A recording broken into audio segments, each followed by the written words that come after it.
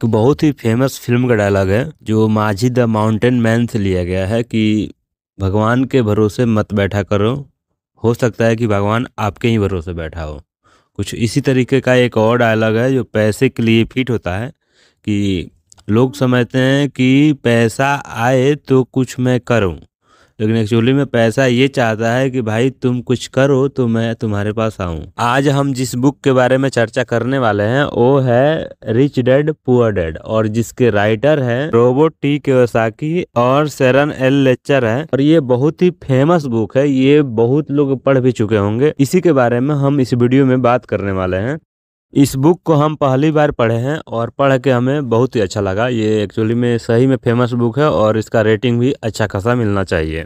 इस बुक को सन 2000 में पब्लिश किया गया था और इसके बारे में किसी ने बताया है कि ये बुक अमीरी का शॉर्टकट नहीं बताता है। इससे आप ये समझ सकते हैं कि पैसे को संभालना कैसे है, पैसे की समझ को बढ़ा सकते हैं, साथ साथ में आप ये भी सीख सकते हैं कि अमीर बनते कैसे हैं।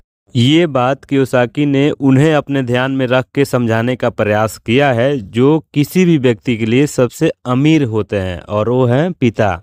बचपन से बच्चे लोगों को मार्क के पीछे लगा दिया जाता है स्कूलों में कि हाँ मार्क के पीछे दौड़ते रहो, दौड़ते रहो, दौड़ते रहो, और उसके बाद से एक ऐसा समय आता है जब डिसाइड करना होता है कि आखिर करना क्या है, हम किस लिए ये पढ़ाई कर रहे हैं। बाद में पता चलता है कि हम कुछ कैरियर चुन ले, अपने समझ और कैपेबिलिटी के हिसाब से अपना कैरियर चुनते हैं और पैसा कमाते हैं और पैसा कमा के अपना घर चलाते हैं। बस इसी के लिए हम पढ़ाई इतना दिनों से कर रहे थे। अब यहाँ पे राइटर का ये कहना है कि जब कुल मिलाकर सक्सेसफुल होना मतलब पैसा कमाना ही है, तो क्यों नहीं हम बच्चे लोगों को स्कूल में ही एक सब्जेक्ट बनाकर पैसे के बारे में समझाया जाए, जिसमें पैसे की अहमियत और पैसे को संभालना कैसे है इसके बारे में बताया जाए। मनी मैनेजमेंट टाइप का हमें लगता है कि इसमें कोई गलत बात भी नहीं है, और दूसरी बात इसके ऊपर कई सालों से बातें भी चल रही हैं, कई इतनी सारी फिल्में भी बनी हैं, लेकिन आज भी बच्चे लोग मार्क के पीछे ही दौड़ते रहते हैं। और दूसरी बात यह है कि लेखक ने ये अपनी बात जो भी समझाए हैं इसमें रिश्ते को कभी पैसों से नीचे नहीं रखा, मतलब पैसों को हमेशा ही नीचे रखा है रिश्तों से। इसलिए हमारे व्यूअर जितने भी है उन लोगों से आग्रह है कि मनी कभी भी रिश्तों से ऊपर नहीं है। इस बात को हमेशा ध्यान में रखिएगा। अगर आप ऐसा समझ रहे हैं तो आप गलत हैं। आप हो सकता है कि मेरी बातों को पूरी तरीके से समझ नहीं पा रहे होंगे। इंसान को कंप्लीट करने के लिए उसके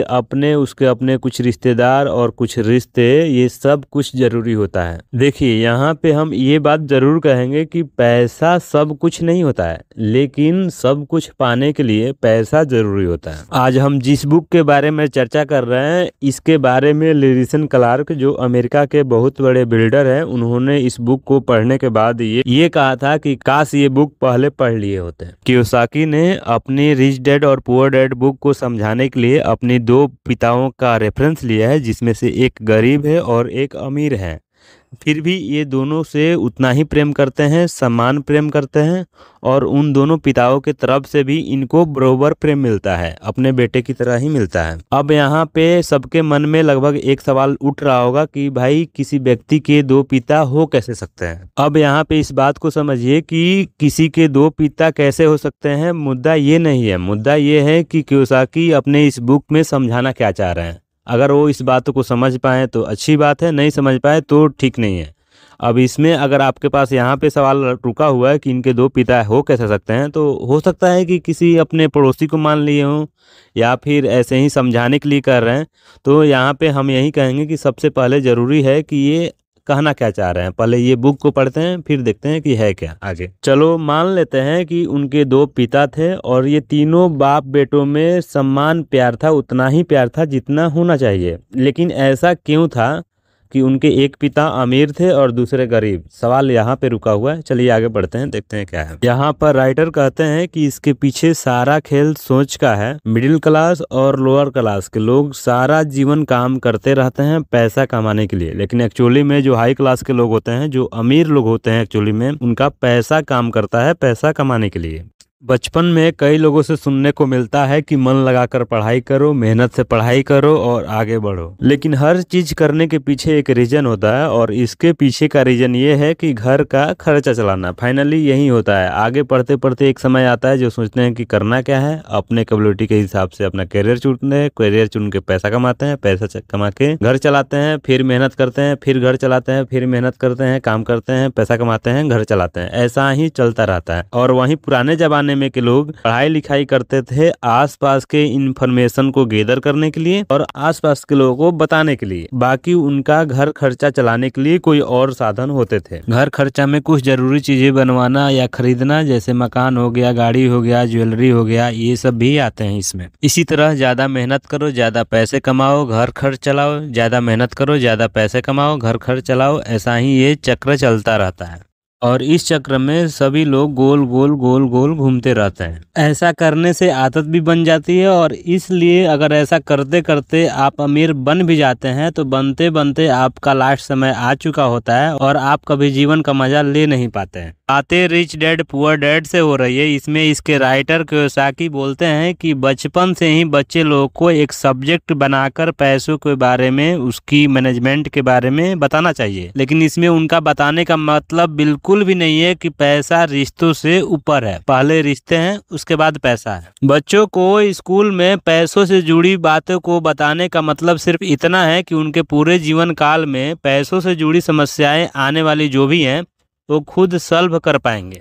आगे रॉबर्ट टी कियोसाकी अपने rich dad poor dad book में ये समझाना चाह रहे हैं कि हमें जिस मंजिल तक जाना है अपनी दिशा उसी मंजिल की तरफ रखनी चाहिए। देखिए, इस बुक में ये समझाया गया है कि पैसा कमाना अलग बात है और पैसा संभाल के रखना ये एक अलग कला है। पैसा आता जाता रहता है और पैसा एक तरह का ताकत है। पैसा काम कैसे करता है अगर आप ये भी जानते हैं साथ में, तो आप और शक्तिशाली हैं। बचपन से लोग स्कूल जाते हैं लेकिन ये कभी नहीं सीख पाते कि पैसा काम कैसे करता है और इसीलिए शायद पूरे जिंदगी पैसा कमाने में लगा देते हैं। ये लाइन भी हमारा फेवरेट लाइन में से है। आप इस लाइन को फिर से दोबारा से सुनिए, मजा आएगा। राइटर बोलते हैं कि पैसों से जुड़ी प्रारंभिक शिक्षा उनके रिच डैड के द्वारा जब वो 9 साल के थे तभी उन्हें मिल गया था। लेकिन उससे भी बड़ी बात ये चुनना है कि हमें सुनना किसका है। एक तरफ इनके गरीब पिता जो पढ़े लिखे तो बहुत है लेकिन पैसों को अहमियत कभी नहीं देते हो, और दूसरी तरफ उनके अमीर पिता है जो पैसों की ताकत को अच्छी तरीके से समझते हैं। हम किसकी मान रहे हैं, किसे अपना मार्गदर्शक चुन रहे हैं, ये बहुत जरूरी चीज है। अगर हम उसे अपना मार्गदर्शक चुन लेते हैं जिसका नजरिया अलग है तो वो हमें हमारे मंजिल तक कभी नहीं पहुंचा सकता है। यहाँ कियोसाकी के दोनों ही पिता प्रेम तो समान ही करते हैं, अधिक करते हैं। दोनों आदमी एक दूसरे के बराबर ही करते हैं, लेकिन इन लोगों की नजरिए की वजह से ही कियोसाकी अपने रिच डैड की सुनना पसंद करते हैं। दरअसल राइटर के पिता रिच डैड अपने पूरे जीवन काल में राइटर को 6 लेसन दिए थे और वो 6 लेसन को सरल भाषा में इस किताब में उन्होंने समझाया है। जिसमें से पहला लेसन ये है कि अमीर लोग पैसे के लिए काम नहीं करते हैं और दूसरी बात यह है कि पैसों की समझ क्यों सिखाई जानी चाहिए। तीसरा लेसन ये है कि अपने काम पर ध्यान दो और अपने काम से काम रखो। चौथा लेसन ये है कि टैक्स क्या है इसके बारे में भी समझनी चाहिए। पांचवा ये है कि अमीर लोग पैसों को पैदा करते हैं। छठा नंबर लेसन ये है कि पैसा कमाने के लिए काम न करें, सीखने के लिए काम करें। आगे राइटर ये समझाने की कोशिश करते हैं कि आखिर अमीर और अमीर होते कैसे जाता है, और ये चीज एक कहानी के माध्यम से समझाया जाता है। जो कहानी कुछ इस तरीके से है। कहते हैं कि जब वो छोटे थे तो अपने पुअर डैडी से पूछते हैं कि डैड बताइए कि अमीर बनते कैसे हैं। तो वो बोले कि ये जरूरत क्या है बनने की। तो कियोसाकी बोलते हैं कि हमारे बच्चे जो भी है, मतलब कि बोले तो हमारे दोस्त लोग हैं, उन लोगों ने हमको ऐसा गरीब बोल करके चिढ़ाया है, तो इसलिए हमें अमीर बनना है। तो उसके लिए उन्होंने ये जवाब दिया है कि अगर अमीर बनना चाहते हो तो पैसा बनाना आना चाहिए। फिर कियोसाकी पूछते हैं कि पैसा बनाते कैसे हैं। तो फिर इन्होंने ये जवाब दिया कि पैसा बनाने के लिए वो अपने दिमाग से बना सकते हो और इतना कह के फिर अपना चश्मा लगा के फिर अपना अखबार पढ़ने लगते हैं।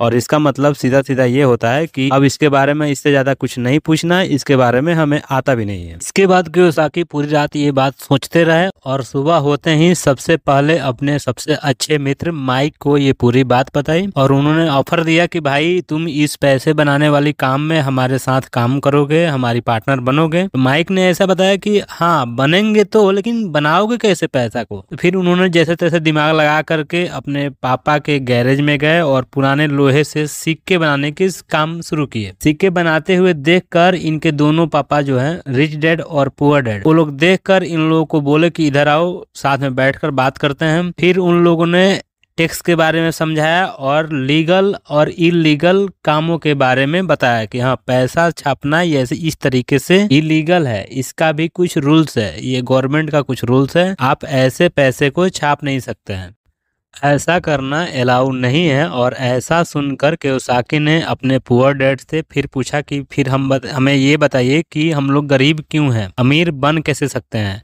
फिर उनके पुअर डैड ये बताते हैं, वहीं पे बैठे हुए रहते हैं और माइक के रिच डैड कियोसाकी और कियोसाकी के पुअर डैड। और यहाँ पे ये चीज भी क्लियर कर दें कि कियोसाकी ने अपने रिच डैड जानते हैं ना, वो दरअसल माइक के पिता ही थे, ठीक है, चाचा मान लीजिए या फिर बड़े पापा मान लीजिए, ऐसा कुछ करके समझ लीजिए। वो माइक के पिता को ही रिच डैड माना है और अपने पिता को पुअर डैड माने हैं। तो फिर पुअर डैड ने अपने बेटे को समझाते हुए ये बोले हैं कि अगर सच में अमीर बनना है तो ये बात अपने इन माइक के पिता से पूछो, क्योंकि वही अमीर है और वही इसके बारे में बता सकते हैं। फिर कियोसाकी पूछते हैं कि आप क्यों नहीं बता सकते हैं कि अमीर कैसे बनते हैं, हम लोग गरीब क्यों हैं। फिर वो बताते हैं कि देखो हम एक टीचर हैं और हमने पैसा बनाने की राह नहीं चुनी है, हमने पढ़ाने की राह चुनी है, तो इसलिए हम इसके बारे में पूरे तरीके से बता नहीं सकते, जानकारी नहीं है। अब यहाँ पे एक पत्ते की बात समझ लीजिए, सत्संग वाली बात बताने जा रहे हैं। दरअसल दुनिया में हर एक व्यक्ति यहाँ पे जीने के लिए आया है, बात समझिएगा, और जीने के लिए अलग अलग राह है, जिसको जो जरूरी लगता है वो करता है। साधु महात्माओं के पास भी जाके बैठ लीजिए तो वो लोगों के पास पैसा वगैरह नहीं है, फिर भी अपने आप में मस्त रहते हैं और खुश रहते हैं, वो लोग भी मन से अमीर हैं। इसलिए सेपरेट एक वीडियो बना देंगे, लेकिन हालांकि इतनी बातों में हमारी बातों को शायद समझने वाले समझ चुके होंगे। यहाँ पर कितनी अच्छी बात समझाई है कियोसाकी ने कि अगर हमें कोई पर्टिकुलर गोल अचीव करना है तो हमें रास्ता भी सही चुनना चाहिए और मार्गदर्शक भी सही चुननी चाहिए कि हमें बात किन की माननी है। समझ रहे हैं ना बातों को। इसके बाद से कियोसाकी और माइक ने अपना मन बनाया कि अपना ये पैसा बनाने वाली बात जो है वो रिच डैड से ज़रूर पूछेंगे। उसके बाद से वो अपने रिच डैड के पास पहुंचते हैं और फिर पूछते हैं कि पापा ये बताइए कि आप हम लोग अमीर बने कैसे, पैसा कमाना चाहते हैं और अमीर बनना चाहते हैं। फिर उन्होंने ये बताया कि देखो हमारे पास लेक्चर देने के फिर उन्होंने जवाब में ये दिया कि देखो हम बता तो सकते हैं लेकिन हमारी एक शर्त है, वो शर्त ये है कि हम करते हुए ये सिखाना चाहते हैं कि पैसा बनाते कैसे हैं। हम बैठ के स्कूलों में जैसे लेक्चर दिया जाता है उस तरीके से हम नहीं देना चाहते हैं। और लड़के हिचकिचाने लगे कि भाई काम करने जाना पड़ेगा, खेलें या फिर काम करें इतनी छोटी उम्र में। तो फिर उनके रिच डैड ये बात यहाँ पे ज्ञान देते हैं कि देखो अगर अमीर बनना है ना तो सबसे पहले सही डिसीजन जल्दी लेने की कोशिश करो। मतलब जल्दबाजी करने के लिए नहीं बोले, यहाँ पे जल्दी से जल्दी डिसीजन लेने के लिए बोले, और वो भी सही डिसीजन अगर अमीर बनना है तो। यहाँ पे ये चीज सीखने को मिलती है, ध्यान में रखिएगा इस बात को। फिर उन लोगों ने अपना ये मन बनाया कि भाई हम लोग काम करके ही सीखेंगे। फिर अगले दिन से उनके रिच डैडी बुलाते हैं अपने दुकान पे और वहाँ पे इन लोगों को सफाई का काम करने के लिए बोलते हैं। वहाँ पे एसी वगैरह की चाल चलन नहीं था उस समय, तो दरवाजे खुले रहते थे और सामानों पे धूल मिट्टी जमी रहती थी, तो वहीं साफ सफाई का काम इन दोनों को दिया गया। बदले में 30 सेंट दिया जाता था, और 30 सेंट जो बताया गया है ना वो आज के डेट में जैसे कि मान लीजिए कि $1 बराबर 1 रुपया होता है, तो 30 सेंट बराबर 30 पैसा हुआ।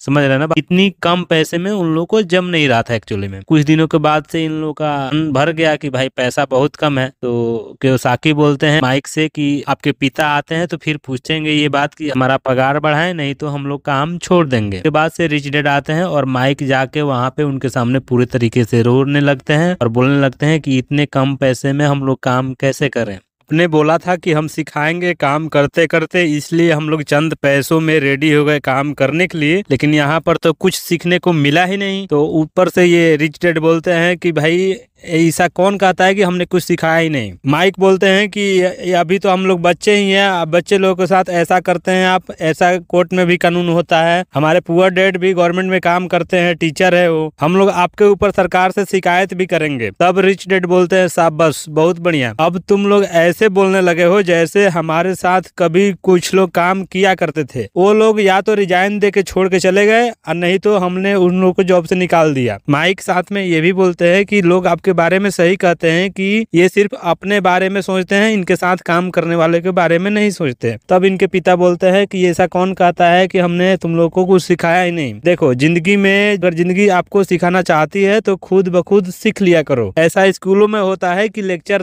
के साथ सिखाया जाता है कि बैठो भाई चलो पढ़ाई शुरू करते हैं, तो ऐसा स्कूलों में होता है और ये स्कूल नहीं जिंदगी है। ऐसा ध्यान रखना कि अगर कभी कोई जिंदगी कुछ सबक सिखाए तो सीख लेना चाहिए। फिर से रिच डैड इन दोनों को ये सबक देते हैं कि देखो, अगर तुम लोग ये शिकायत लेकर नहीं आते कि हमारा सैलरी कम है तो मैं कभी भी तुम लोग को सैलरी बढ़ाने की ये नहीं करता, और ना ही तुम लोग आगे किसी से उम्मीद करोगे कि कोई और आएगा और तुम्हारी सैलरी बढ़ाएगा। तुम लोग के अंदर ये काबिलियत होनी चाहिए कि तुम्हारा सैलरी बढ़ाया जाए और अपने से भी कुछ हाथ पैर चलाना चाहिए, ठीक है। और हमें ये इस बात की खुशी है कि तुम लोग इतने में काम करने में असंतुष्ट हो। उन लोगों का सैलरी जो था वो 30 सेंट था। जैसा कि हमने पीछे बताया था कि अगर मान लीजिए कि $1 1 रुपये के बराबर है तो 30 सेंट बराबर 30 पैसे हुआ, और ये 3 घंटे काम करते थे, बोले तो 10 सेंट पर घंटा।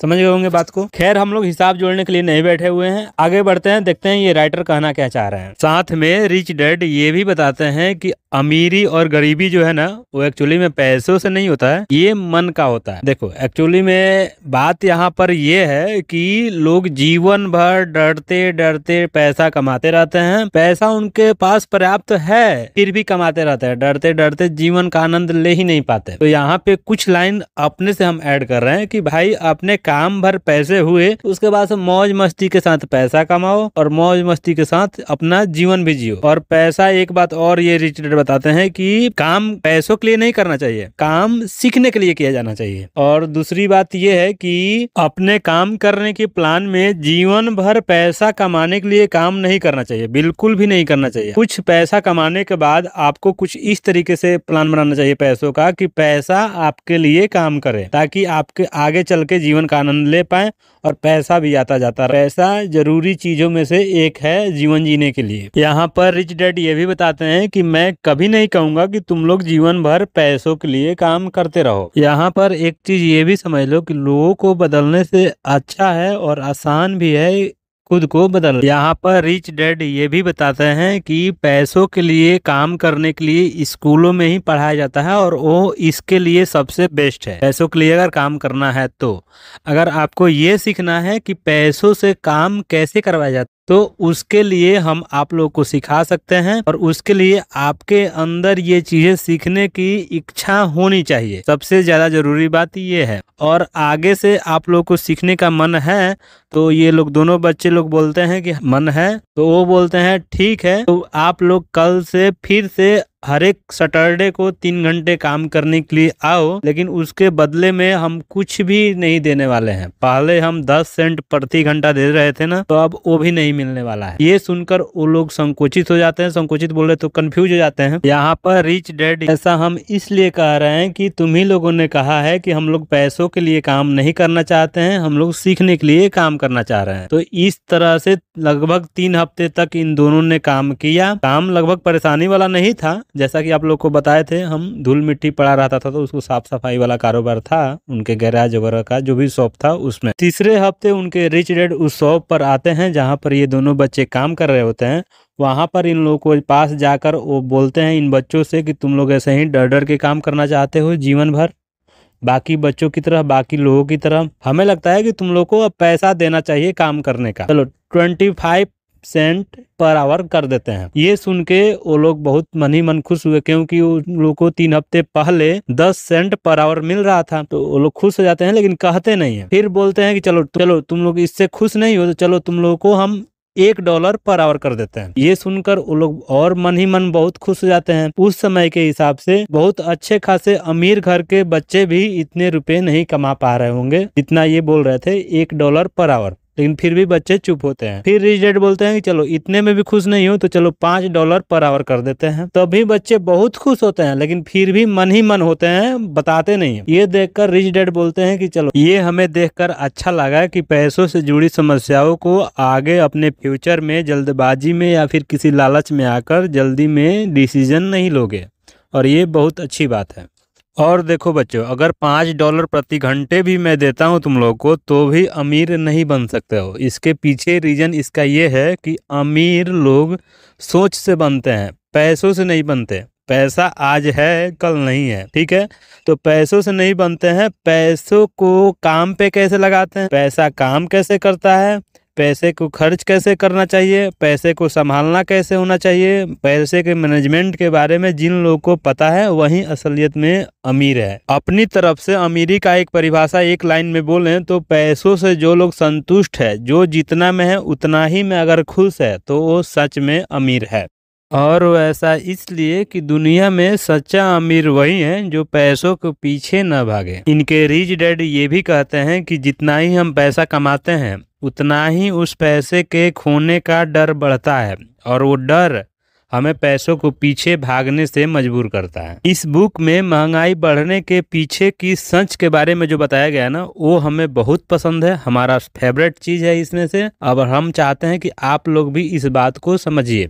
इसमें ये बताया गया है महंगाई के पीछे का सच, कि मनुष्य पैसा कमाना चाहता है और उस पैसा कमाने के पीछे की नीयत क्या है, वही नियत महंगाई बढ़ाती है और घटाती है। एग्जाम्पल के लिए आप कुछ इस तरीके से समझ लीजिए, जो कि बुक में दिया गया है कि एक डॉक्टर है, वो अपने घर में ज़्यादा सुख सुविधा देना चाह रहा है तो अपना फीस बढ़ाता है, और वो फीस बढ़ाता है, उसके लिए कोई वकील फीस बढ़ाता है, उसके लिए टीचर फीस बढ़ा देते हैं, उसके लिए ड्राइवर फीस बढ़ा देते हैं, उसके लिए कोई और फीस बढ़ा देता है, उसके लिए कोई और। ऐसा ही चलता रहता है। अगर पैसा कमाने के पीछे की नीयत कुछ जेन्युइन हो, अच्छा, तो महंगाई बढ़ने का चांसेस थोड़ा कम हो जाएगा। कुछ इस पे भी विचार कीजिएगा। और ऐसा होने से होता क्या है, देखिए समझिए बात को। डॉक्टर अपने क्लिनिक में बैठे बैठे अपना फीस बढ़ा दिए। जो गरीब लोग आते हैं उनके पास इलाज कराने, उन लोगों के पास रास्ता क्या है पैसा कमाने का, तो शरीर से जितना मेहनत कर पाए उतना ही है, तो और शरीर से मेहनत करते हैं, और शरीर से मेहनत करते हैं। मेहनत करके कमाएंगे कितना?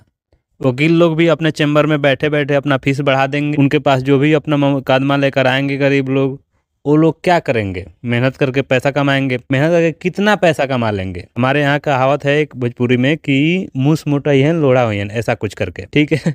तो वो लोग कितना कमा लेंगे? इसके वजह से अमीर और अमीर होते चले जाते हैं, गरीब और गरीब होते चले जाते हैं, और इसके चलते सोशल डिस्बैलेंस बन जाती है। और उसके आगे क्या होता है आप समझते ही हैं। पैसा आए तो मुसीबत, नहीं आए तो मुसीबत।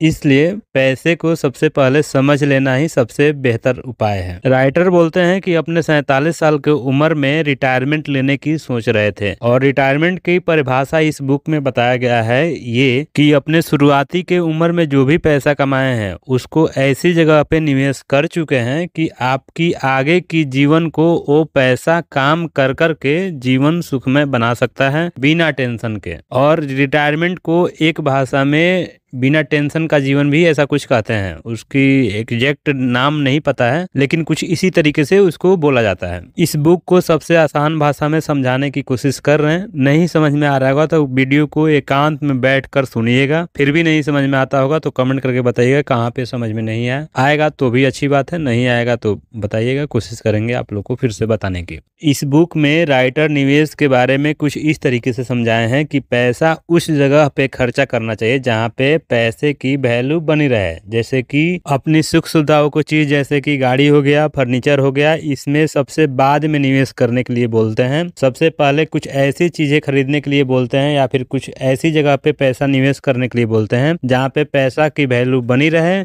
और दिन प्रतिदिन या तो बढ़ती ही रहे। ठीक है, और ये गाड़ी और घोड़े में इसमें पैसा बढ़ता नहीं है, उल्टा आप अगर गाड़ी आज 5 लाख का लेकर आते हैं तो कल से 4 लाख भी कोई नहीं देगा, उससे कम में ही रेट लगाएंगे लोग सोचते हैं कि ज़्यादा पैसा कमाएंगे तो जल्दी अमीर बनेंगे, लेकिन एक्चुअली में ऐसा नहीं होता है।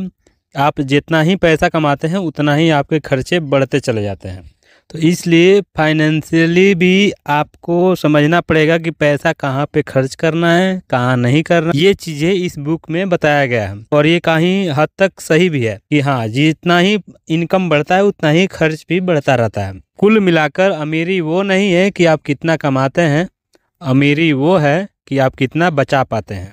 और फाइनेंशियली सिक्योर होने का सबसे अच्छा तरीका यही है। वीडियो में पहले हम लोगों ने चर्चा किया ना लग्जरियस आइटम खरीदने के ऊपर, तो याद रहे कि अमीर लोग यही सबसे बाद में खरीदते हैं और गरीब लोग के पास जैसे ही पैसा आता है सबसे पहले लग्जरियस आइटम खरीदते हैं, उसके बाद पैसा कहीं खर्च करते हैं बचता है तो, और अमीर लोग बचता है तब लग्जरियस आइटम खरीदते हैं। आगे इसके बारे में एक कहानी के माध्यम से भी राइटर ने समझाने की कोशिश की है। इसमें इन्होंने ये बताया है कि जापानी लोग 3 ताकतों पे विश्वास रखते हैं। एक का सिंबल है तलवार की ताकत, जिसमें जिनके पास ज्यादा हथियार है वो ताकतवर हैं। दूसरा है स्वर्णियम नियम समथिंग करके है, जिसमें ये कहा गया है कि जिनके पास सोना है वही नियम बनाता है। और तीसरा जो है वो सीसा दर्पण है, और दर्पण जो है ये बाकी 2 ताकतों से बड़ा है। इसमें ये क्या है कि आत्मज्ञान का जानकार होना ये उससे भी बड़ा ताकतवर है। किसी के पीछे पीछे चलना, मतलब कि भेड़ की तरह वाला मेंटलिटी वाला, जैसे कि वो लोग पैसों के पीछे भाग रहे हैं तो हम भी भागे, वो किसी और चीज के लिए भाग रहे हैं तो हम भी भागे, नहीं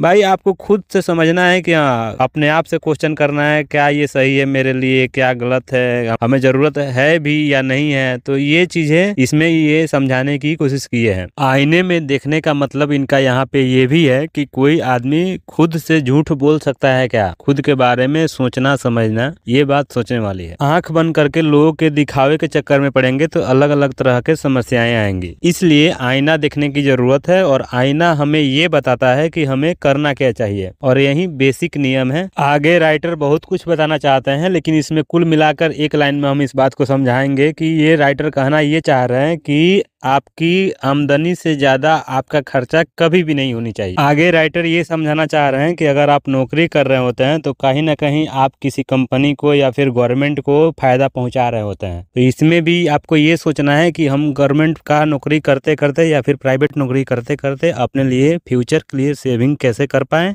या फिर कहीं पे इन्वेस्ट कैसे कर पाएं जहाँ से कुछ और ज़्यादा में रिटर्न हो। साथ में ये भी कहते हैं कि अगर आप ये मकान वगैरह ले रहे हैं तो वो भी अगर लोन पे, तो कहीं ना कहीं आप बैंक को अमीर कर रहे हैं और अपने आप को गरीब कर रहे हैं। तो इस बात का भी ध्यान रखना है। अगर मान लीजिए लोन पे नहीं भी ले रहे हैं तो जमीन का अगर मकान का रेट बढ़ रहा है तो आपका ये इन्वेस्टमेंट सही है। अगर मकान का रेट घट रहा है या फिर मकान के रिपेयरिंग में पैसा और लगा रहे हैं तो फिर ये इन्वेस्टमेंट आपका गलत है। आगे राइटर ये समझाना चाह रहे हैं कि आपके पास अगर 1 रुपये का नॉलेज है तो 1 रुपये का नॉलेज में काम करना चाहिए, 2 रुपये के चक्कर में नहीं पड़ना चाहिए। नहीं तो क्या होता है कि 2 रुपये के चक्कर में पड़ जाएंगे, फिर 1 रुपया वाला भी नहीं मिलेगा और 2 रुपये वाला का लायक आप तो है ही। आगे राइटर कियोसाकी ये समझाना चाह रहे हैं कि इंग्लैंड अमेरिका में पहले टैक्स हुआ ही नहीं करता था, कभी लड़ाई वगैरह लग गया तो वहाँ के प्रिंस जनता को बोल दिया करते थे और वो लोग अपने हिसाब से दे दिया करते थे। बाद में फिर अमीरों पे लगाया गया, फिर सबके ऊपर लगाया गया, और आज मिडिल क्लास फैमिली जो है वो सबसे ज्यादा दबा हुआ है टैक्स के भार से। यही कुछ समझाना चाह रहे हैं इस आगे राइटर साहब ये बताना चाह रहे हैं कि मौके को समझना जरूरी है। मान लीजिए मौका आ रहा है और आपको समझ में ही नहीं आ रहा है या फिर मौका आ ही नहीं रहा है, तो अवसर कैसे प्रदान करें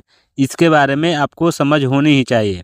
एक शब्द में, एक लाइन में ये बात को समझाएं तो इस बुक में ये बताया गया है कि अगर ज़िंदगी आपको नींबू दे रही है तो उसको शरबत बना के पी लेना चाहिए। ये दिमाग में आना चाहिए कि हाँ, ये नींबू दे रहा है तो इसका, इस चीज़ का हम इस तरीके से फ़ायदा ले सकते हैं। आगे इस बुक में ये कुछ समझाया गया है कि आप अपने परेशानियों से बाहर कैसे आते हैं। कुछ इस तरीके से वो ये बता रहे हैं कि हमने आज तक के अपने जीवन में बहुत अमीरों से मिले हैं, इसने बहुत ही पैसे मतलब कि खोए हैं, फिर भी वो अमीर है। लेकिन आज तक एक किसी गरीब से नहीं मिले जो बहुत ज़्यादा कुछ खो दिया हो और वो गरीब हो। तो इस तरीके से वो बताते हैं कि भाई आप अपनी समस्याओं से या फिर पैसे चले जाने से आप उन समस्याओं को डील कैसे करते हैं, इसके बारे में भी आपको आना चाहिए। इस चीज़ को अगर हम आपको इस तरीके से बताएं कि बाइक अगर चलाना चाह रहे हैं तो बाइक चलाने का जो एक्साइटमेंट है वो अमीरों में ज़्यादा होता है और गिरने के जो डर है, हाथ पैर टूटने का जो डर है वो कम होता है, तो वो लोग चलाना सीख जाते हैं। और वहीं गरीब लोग हैं, बाइक चलाने का जो एक्साइटमेंट है वो गिरने की डर से कम है, बोले तो गिरने का डर ज़्यादा है, इसलिए वो बाइक चलाना सीख ही नहीं पाते। कुछ इस तरीके से शायद हमारी बातों को समझ चुके होंगे, समझदार लोग नहीं समझे होंगे तो आप फिर से देखिए वीडियो को। वीडियो के लास्ट पार्ट में आ चुके हैं हम लोग। हम इतना ही कहेंगे इसमें कि भाई पैसों के पीछे मत भागो, पैसे को कुछ इस तरीके से काम लो कि भाई वो भी एक वस्तु है, बस अपने काम में लेना है, उसको भी छोड़ना है, कुछ इस तरीके से। और अमीरी के लिए ये जो पूरा वीडियो है उसमें आपको कहीं ना कुछ मिल ही जाएगा, जिससे कि आपको पता चलेगा कि हाँ स्टेबल आदमी होता क्या है। इसके आगे ये बताते हैं अपने बारे में, वो बताते हैं कि भाई ये जीरोक्स कंपनी में काम कर रहे होते हैं, काम करते करते कुछ सैलरी मिलता है, सैलरी का कुछ टैक्स भी कटता है, सैलरी का बचा हुआ पैसा वो लगाते हैं, कहीं इन्वेस्टमेंट करते हैं जहां से उनको रिटर्न में पैसा मिलता है। और रिटर्न में पैसा मिलते मिलते कुछ इतना ही मिलने लगता है, इतना ज़्यादा मिलने लगता है कि वो जीरोक्स मशीन के लिए काम करना बंद कर देते हैं और जीरोक्स मशीन जो बेच रहे होते हैं उनके लिए दरवाजे दरवाजे जाकर बेचना नहीं होता है, उसी का कमीशन ले लेकर कुछ कुछ इस तरीके से वो आगे बढ़ते हैं। जहां पर कम उम्र में ही एक अच्छे खासी एम्प्लॉयर बन जाते हैं और एक सक्सेसफुल इंसान बन जाते हैं अपने रिच डैड की बातों को मानकर। अगर यही वो गरीब पिता की बात माने होते तो कहीं पे वो नौकरी कर रहे होते आज तक। समझ रहे ना बात? जिनकी लिखी हुई बातों को मानते हुए आज तक बहुत लोगों ने इसको सराहना दिया है और आगे बढ़े हैं। वीडियो में बस इतना ही।